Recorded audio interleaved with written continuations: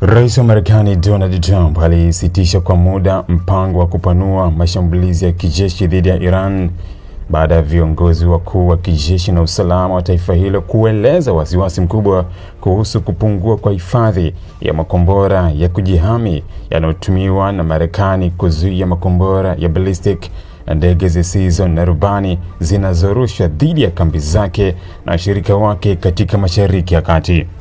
Wasiwasi huo uliibuka wakati Marekani ikiwa tayari imeendesha operesheni za anga kwa takribani wiki mbili mfululizo dhidi ya malengo mbalimbali ya kijeshi ndani ya Iran.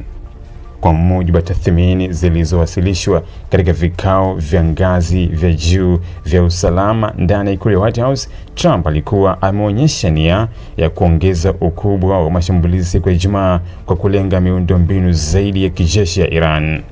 Hata hivyo, baada ya kupokea ushauri kutoka kwa wakuu wa kijeshi na maafisa wa usalama wa taifa, aliamua kusitisha kwa muda hatua hiyo ili kutathmini kwa kina athari za kijeshi, kisiasa na kiusalama ambazo zingetokana na kuendelezwa kwa operesheni kubwa zaidi dhidi ya Tehran. Mwenyekiti wa wakuu wa majeshi wa Marekani, Jenerali Dan Kine, alieleza kuwa jeshi la Marekani lina uwezo wa kutekeleza mashambulizi makubwa zaidi dhidi ya Iran endapo rais ataidhinisha.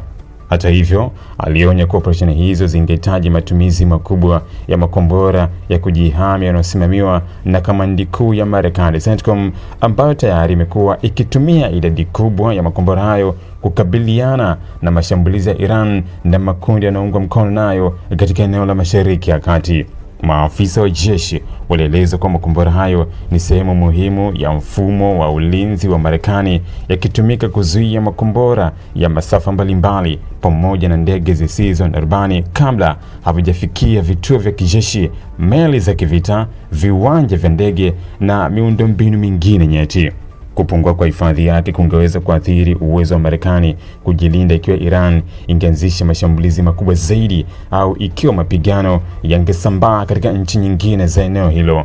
Mbali na changamoto za kijeshi, maafisa wengine waandamizi ndani ya utawala wa Trump walitoa tathmini kwamba kuongezeka kwa mashambulizi hakukuwa na uhakika wa kuifanya Iran ikubali kurejea kwenye mazungumzo. Badala yake, walieleza kwa mashambulizi yaliyofanywa katika siku zilizopita yameongeza mshikamano wa kisiasa ndani ya Iran, huku viongozi wa nchi hiyo wakisema kuwa watapambana na kila wanachokiita uchokozi wa kigeni. Kwa mtazamo huo, baadhi ya washauri waliamini kuwa kampeni kubwa zaidi za kijeshi zingeweza kuifanya Iran kuwa na msimamo mkali zaidi badala ya kulegeza msimamo wake. Aidha, kulikuwa na hofu kuwa kuongezeka kwa mashambulizi kungeweza kusababisha vita kupanuka zaidi katika eneo la Mashariki ya Kati, eneo ambalo Marekani ina maelfu ya wanajeshi pamoja na vituo vya kijeshi katika nchi kadhaa.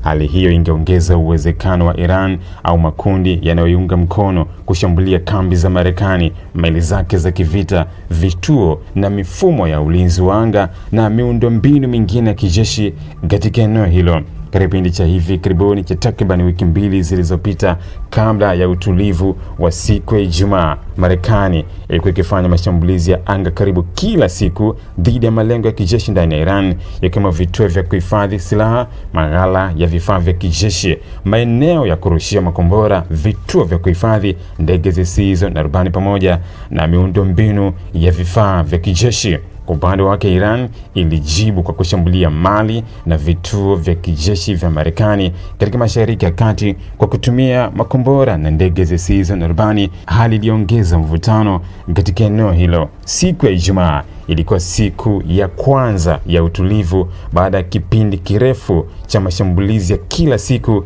kati ya pande hizo mbili. Utulivu huo ulitafsiriwa na baadhi ya wachambuzi kama fursa ya kutathmini upya hali ya vita, huku viongozi wa kijeshi wa Marekani wakifanya tathmini ya kiwango cha silaha zilizobaki, uwezo wa mifumo ya ulinzi na hatari zinazoweza kujitokeza ikiwa mapigano yataendelea kwa muda mrefu. Hata hivyo, maafisa wa Marekani wameweka wazi kuwa kusitishwa kwa mpango huo wa kuongeza mashambulizi hakumaanishi mwisho wa operesheni za kijeshi dhidi ya Iran. Wamesema vikosi vya Marekani vitaendelea kuwa katika hali ya juu tayari, huku vikosi vya anga, majini na mifumo ya ulinzi wa makombora ikiendelea kuimarishwa ili kukabiliana na shambulizi lolote litakaloweza kutokea.